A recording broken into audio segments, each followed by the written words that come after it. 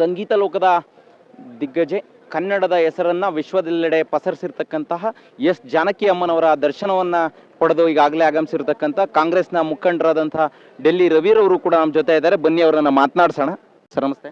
ನಮಸ್ತೆ ಸರ್. ದರ್ಶನವನ್ನು ಮಾಡಿದ್ದೀರಿ. ಇವತ್ತು ದರ್ಶನ ಮಾಡ್ದು ನಮ್ಮ ಪುಣ್ಯ, ನಮ್ಮ ಭಾಗ್ಯ. ಯಾಕಂದರೆ ಮೈಸೂರಲ್ಲಿ ಇವತ್ತು ಮಾಡ್ತಾ ಇರೋದು ಪುಣ್ಯ. ಯಾಕಂದರೆ ವಿಷ್ಣುವರ್ಧನ್ ನಮಗೆ ಭಾಗ್ಯ ಸಿಕ್ಕಲಿಲ್ಲ, ಒಂದು ಸ್ವಲ್ಪ ವ್ಯತ್ಯಾಸ ಆಯಿತು. ಇದು ರೈಟ್ ಟೈಮಲ್ಲೇ ಮೇಡಮರು ನಮ್ಮ ಕರ್ನಾಟಕದ ಇಂಡಿಯಾಕ್ಕೆ ಗೊತ್ತಿರೋಂಥ ಸಂಗೀತದಲ್ಲಿ ತುಂಬ ಸಾಧನೆ ಮಾಡಿದ್ದಾರೆ.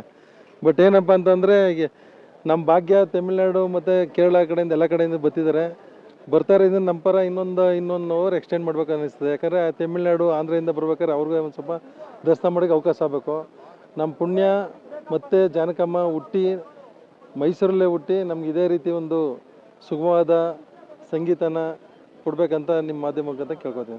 ಸರ್, ಇವತ್ತು ಎಸ್ ಜಾನಕಿ ಅಮ್ಮ ಅವರು ಇವತ್ತು ಸಂಗೀತ ಲೋಕದಲ್ಲಿ ಕರುನಾಡಿನ ಹೆಸರನ್ನ ವಿಶ್ವದೆಲ್ಲೆಡೆ ಪಸರಿಸಿರ್ತಕ್ಕಂಥದ್ದು ನಮ್ಮೆಲ್ಲರಿಗೂ ಕನ್ನಡಿಗರಾಗಿ ಹೆಮ್ಮೆ ಇದೆ. ಅದ್ರ ಬಗ್ಗೆ ಇಲ್ಲ, ಇದ್ರ ಬಗ್ಗೆ ನಮ್ಮ ಹೆಮ್ಮೆ ಅನ್ನೋದಕ್ಕಿಂತ ಹೆಚ್ಚಾಗಿ ನಮ್ಮ ಭಾಗದಲ್ಲಿ ಹುಟ್ಟಿ ಒಂದು ಸೌಂದರ್ಯಕರವಾದ ಸುಗಮವಾದ ಸಂಗೀತನ, ಒಂದು ಕಷ್ಟಕ್ಕಾಗ್ಬೋದು ದುಃಖಕ್ಕಾಗ್ಬೋದು, ಒಂದು ಫಿಲಿಮ್ ಮಾಡಿದಾಗ ಕಷ್ಟನೂ ಇರ್ತದೆ ದುಃಖನೂ ಇರ್ತದೆ.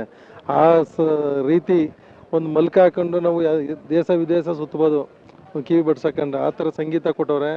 ಇದೇ ರೀತಿ ಮತ್ತೆ ಹುಟ್ಟಿ ಬರಲಿ ಅಂತ ಅಮ್ಮನ ಹತ್ರ ಪ್ರಾರ್ಥನೆ ಮಾಡ್ಕೋತೀವಿ. ವೀಕ್ಷಕರೇ, ಇದಿಷ್ಟು ಕಾಂಗ್ರೆಸ್ ಮುಖಂಡರಾದಂತಹ ಡೆಲ್ಲಿ ರವಿರವರ ಮಾತುಗಳು.